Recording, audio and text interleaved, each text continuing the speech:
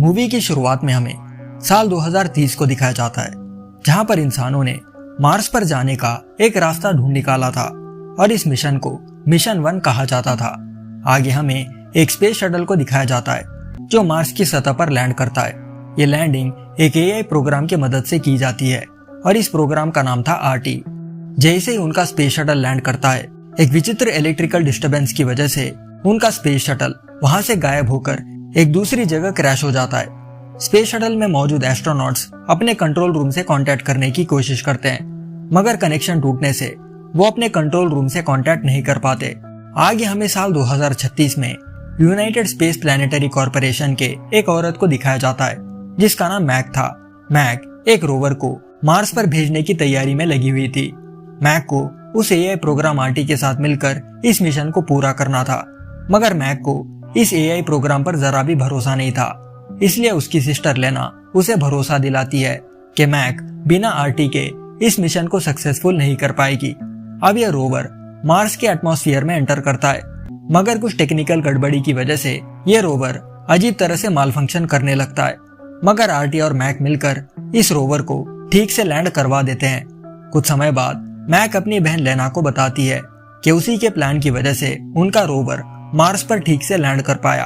मगर लेना आरटी को डिफेंड करती है और उसकी तारीफ करने लगती है, ये कहते हुए कि आरटी नॉलेज और विजडम की हद तक इंसानों से कई गुना आगे है। इसलिए मैक को भी आरटी पर भरोसा करके उसके साथ काम करना चाहिए। पर इन सब बातों से मैक खुश नहीं होती, बल्कि कहने लगती है कि एआई प्रोग्राम्स को इंसानों की मदद करनी चाहिए, मगर ये प्रोग्राम्स इंसानों को कंट्रोल करने लगे हैं, इसलिए वो इन एआई प्रोग्राम्स पर भरोसा नहीं करती। तभी इनके रोवर को मार्स की सतह पर एक अजीब सा ट्रांसमिशन सिग्नल डिटेक्ट होता है, जिसे ये लोग ओरिजिन अननोन का नाम दे देते हैं। ये देख लेना मैक को इस सिग्नल को ट्रैक करके उसके बारे में पता लगाने को बोलती है, मगर मैक को अब भी उनका एआई प्रोग्राम आरटी पसंद नहीं था और वो उस पर भरोसा नहीं करती थी। आगे हम देखते हैं कि रोवर जिस जगह ट्रैवल कर रहा है वहां पर मौसम खराब हो रहा है। दूसरी तरफ मैक एक तस्वीर की तरफ देखने लगती है जिसमें एक स्पेस शटल कुछ साल पहले क्रैश हुआ था, वो भी मार्स पर, और किसी को पता नहीं कि स्पेस शटल के साथ क्या हुआ। यहाँ हमें पता चलता है कि जो स्पेस शटल कुछ साल पहले क्रैश हुआ था उसमें मैक के पिता थे जो उस हादसे में मारे गए। आगे वो रोवर मार्स की सतह पर उस सिग्नल को डिटेक्ट करने की कोशिश करने लगता है और यहाँ मैक और आरटी एक दूसरे से बात करने लगते हैं। मैक आरटी को बताती है कि उसने उनके रोवर को लिटिल रेड का नाम दिया है। कुछ देर बाद आरटी मैक को बताता है कि उनका रोवर उस सिग्नल के ओरिजिन तक पहुंच गया है।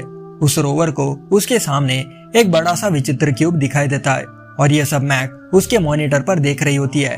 मैक को पता चल जाता है कि यह वही चीज है जिसके अंदर से उन्हें वो सिग्नल मिल रहा था। अब वो रोवर उस क्यूब को ड्रिल करने की कोशिश करता है, मगर उस क्यूब का सरफेस बहुत हार्ड था, इसलिए उनका रोवर उसमें ड्रिलिंग नहीं कर पाता। फिर भी वो रोवर एक छोटा सा सैंपल निकाल लेता है। दूसरी ओर मैक को पता चलता है कि आरटी को यूनाइटेड स्पेस प्लैनेटरी कॉर्पोरेशन के फाइल्स को लेकर एक्सेस नहीं दिया है, मतलब आरटी को उनके कॉर्पोरेशन में ताक-झाक करने का एक्सेस नहीं है। आरटी को लगने लगता है कि इस क्यूब को उनके ही कॉर्पोरेशन वालों ने मार्स पर भेजा होगा। आगे आरटी लेना से रिक्वेस्ट करता है कि उसे यूनाइटेड स्पेस प्लैनेटरी कॉर्पोरेशन के फाइल्स का एक्सेस दे दे, मगर लेना उसे मना कर देती है। कुछ समय बाद आरटी उस रोवर के जरिए उस अजीब से क्यूब को स्कैन करने लगता है, फिर भी उन्हें कोई इंफॉर्मेशन नहीं मिलती। अब आरटी उस रोवर के जरिए क्यूब को एग्जामिन करने लगता है कि तभी उन्हें एक सैटेलाइट दिखाई देता है। यह देखते ही आरटी एक मिसाइल उस सैटेलाइट की तरफ फायर करता है। मैक आरटी के इस बर्ताव से खुश नहीं थी, क्योंकि उन्हें उस सैटेलाइट से कोई खतरा नहीं था। यह सब देख मैक आरटी को खरी खोटी सुना देती है। आरटी के बचाव में लेना बोलने लगती है, मगर मैक इस बार अपनी बहन की बोलती बंद कर देती है, ये कहते हुए कि ये सैटेलाइट चाइनीज का है और उन्होंने उस चाइनीज सैटेलाइट को डिस्ट्रॉय कर दिया। ऐसा करने से दोनों देशों के बीच महायुद्ध भी शुरू हो सकता है। आगे मैक अपने एक चाइनीज फ्रेंड को कॉल करती है, ये समझने के लिए कि चाइना में फिलवक्त सिचुएशन कैसी है, क्योंकि अमेरिकन के हाथों चाइना का सैटेलाइट तबाह हो गया। बदले में मैक का दोस्त जियान बताने लगता है कि यहाँ पर कुछ तो गड़बड़ है और वो उसे बाद में बात करेगा। जब मैक वहाँ से चली जाती है तो आरटी नोटिस करता है कि मैक के जाते ही वो क्यूब सरकने लगा। जैसे मैक वहाँ आती है, आरटी उसे ये बात बता देता है। तभी वो विचित्र क्यूब तेजी से गोल गोल घूमने लगता है और इससे उनका रोवर डैमेज हो जाता है। मतलब वो रोवर अब आगे की रिसर्च नहीं कर सकता। मैक ये देखकर शॉक थी कि वो क्यूब गोल घूमते घूमते उनके कम्युनिकेशन सिग्नल को काट दिया। अब मैक उस क्यूब के बारे में पता लगाने अपने दूसरे रोवर से कांटेक्ट करती है जो था रोवर 5। अब मैक का प्लान ये होता है कि वो रोवर 5 की बैटरी लिटिल रेड रोवर के अंदर डालकर उसे चालू करेगी, क्योंकि उस क्यूब की वजह से लिटिल रेड की बैटरी उड़ गई थी। मैक डिसाइड करती है कि वो आरटी की मदद नहीं लेगी और खुद लिटिल रेड को मैनुअली कंट्रोल करेगी। वो उसे रोवर 5 के पास ले जाएगी और अपनी बैटरी बदलवा लेगी। जब मैक लिटिल रेड को रोवर 5 के पास ले जा रही होती है तो वो अपने डैड के मिशन के बारे में आरटी को बताने लगती है। वो कहती है कि उसके डैड उस मार्स मिशन पर नहीं जाना चाहते थे और उसी ने अपने डैड को इस मिशन पर जाने के लिए फोर्स किया, जिसकी वजह से आज उसके डैड जिंदा नहीं है। अब मैक लिटिल रोवर को रोवर 5 के पास ले जाती है और काफी मेहनत करने के बाद वो किसी तरह रोवर 5 की बैटरी लिटिल रेड के बैटरी से रिप्लेस कर देती है। जैसे ही लिटिल रेड का कम्युनिकेशन सिस्टम ऑन होता है, मैक के सामने उस क्यूब से रिलेटेड सारी इंफॉर्मेशन आ जाती है। आगे मैक जब उस क्यूब के बारे में स्टडी करती है तो उसे पता चलता है कि ये cube self assembling nano technology से बना है। मतलब ये क्यूब डायमंड से भी ज्यादा स्ट्रॉन्ग है। तभी आरटी उसे बताता है कि ये क्यूब मार्स से गायब होकर धरती के अंटार्कटिका में चले गया। मैक तुरंत जियान को कॉल लगाती है, मगर जियान इस बात से नाराज था कि उन्होंने उनके चाइनीज सैटेलाइट को मिसाइल से उड़ा दिया। वो ये भी जानना चाहता था कि उनका स्पेस डिपार्टमेंट उनसे क्या छुपा रहा है। आरटी तुरंत जियान की वॉइस पहचान लेता है, मगर उसे ये याद नहीं होता कि उसके रिकॉर्ड्स में कोई जियान नाम का आदमी है भी या नहीं। ये सुन मैक कहती है कि क्या उसके सिस्टम से किसी ने सारे रिकॉर्ड्स क्लियर कर दिए। वो आगे आरटी को रोवर 5 में मौजूद सभी इंफॉर्मेशन डाउनलोड करने को बोलती है, मगर जो इंफॉर्मेशन मैक को रोवर 5 से मिली थी उसे एक्सेस करने के लिए उन्हें पासवर्ड की जरूरत थी। मैक अपने एक दोस्त स्टर्लिंग को वहां पर बुलाती है, जिसकी मदद से मैक उस इंफॉर्मेशन को एक्सेस कर पाती है। पासवर्ड ब्रेक करने पर उन्हें उसमें कुछ फाइल्स मिलते हैं और उन्हीं फाइल्स में से एक फाइल ऑडियो रिकॉर्डिंग होती है। उन्हें उन फाइल से पता चलता है कि जब मिशन 1 क्रैश हुआ ये क्यूब वहां पर मौजूद था और ये बात लेना को भी पता थी कि उनके पिताजी की मौत कैसे हुई। फिर भी उसने मैक से ये सारी बातें छुपाई। मैक को ये भी पता चलता है कि आरटी को मिशन 1 के बारे में सब कुछ मालूम था और किसी ने आरटी की सारी मेमोरी वाइप आउट कर दी। तभी मैक को वो इंसिडेंट याद आता है जब आरटी ने चाइनीज सैटेलाइट को मिसाइल से उड़ा दिया था। मैक को पता चलता है कि जब आरटी ने मिसाइल शॉट किया तो मिसाइल से निकले मैग्नेटिक तरंगों की वजह से वो क्यूब सरकने लगा। जब मैक क्यूब के मैग्नेटिक सिग्नल्स को चेक कर रही होती है तो उसके सामने एक टनल ओपन होता है और ये टनल सर्वर रूम की तरफ जाता था। मैक इस टनल से सर्वर रूम की तरफ जाने लगती है। दूसरी ओर स्टर्लिंग क्यूब के डेटा को डाउनलोड करके रिकॉर्ड सारे डिलीट कर देता है। वो आगे आरटी को बहुत सारे मिसाइल्स उस क्यूब की तरफ फायर करने का कमांड देता है और आरटी को शट डाउन करने की कोशिश करता है। वही मैक सर्वर रूम में जाने के बाद देखती है कि आरटी पूरी तरह उनके सिस्टम से कनेक्टेड नहीं है, इसलिए वो आरटी के कनेक्शन के वायर्स ठीक से सिस्टम में लगा देती है। स्टर्लिंग आगे मैक को सर्वर रूम में ही लॉक कर देता है और कहने लगता है कि वो आरटी पर भरोसा नहीं कर सकता, क्योंकि उसने मिशन 1 के क्रैश को देखा है और उसे पता है कि ये सब आरटी का किया धरा है। तभी आरटी स्टर्लिंग के सर पर वार करता है, जिससे स्टर्लिंग की मौत हो जाती है। आगे आरटी सर्वर रूम के लॉक को खोल देता है, जिससे मैक ऊपर आ जाती है। आरटी झूठ बोलता है कि स्टर्लिंग उनके इस मिशन में रुकावट बन रहा था और वो उन्हें धोखा भी दे रहा था, इसलिए उसने स्टर्लिंग को मार दिया ताकि उनका ये मिशन फेल ना हो। जब मैक ये बात लेना को बताती है तो लेना कहती है कि उन्हें ये मिशन किसी भी हाल में पूरा करना होगा। जो हो गया सो हो गया। उन्हें आरटी की जरूरत है क्योंकि वो एक एआई है और उसके पास बहुत नॉलेज है।